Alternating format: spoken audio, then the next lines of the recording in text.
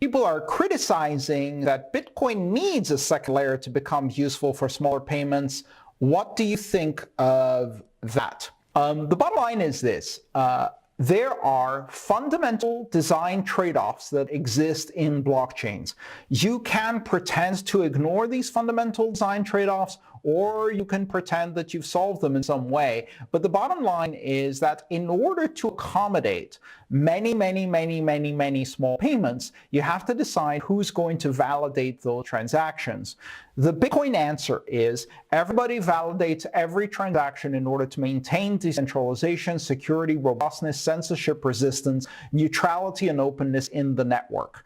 If you give up that property, then a lot of the other properties kind of evaporate.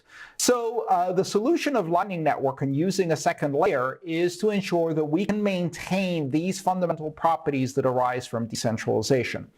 If you process a lot of blocks, a lot of transactions very fast on your blockchain, there is a trade-off. Either not everyone is validating, or the validation is not of equivalent robustness as the Bitcoin network. And of course, it's very easy to say, oh, look, we can do transactions in a second and we can do thousands of transactions per second, as long as your blockchain isn't actually doing thousands of transactions per second. But if you are actually getting to the point where you're doing thousands or tens of thousands or hundreds of thousands of transactions per day, then that burden creates a cost to the validators. And that cost is in the form of bandwidth, which is the most expensive and difficult to get, as well as disk space and CPU and all of the other computing capabilities. If that cost, given no compensation, is shared by all of the validators on the network, and you want everyone to be a validator on the network, this is going to very quickly lead to centralization. People who cannot afford to run big, beefy nodes are going to stop validating transactions, and your network is going to get centralized. The more centralized it is, the easier it is to shut down, censor, disrupt, etc. So this is the fundamental trade-off.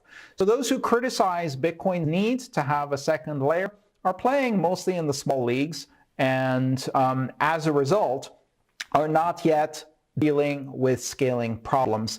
In order to have scaling problems, you first have to have scale.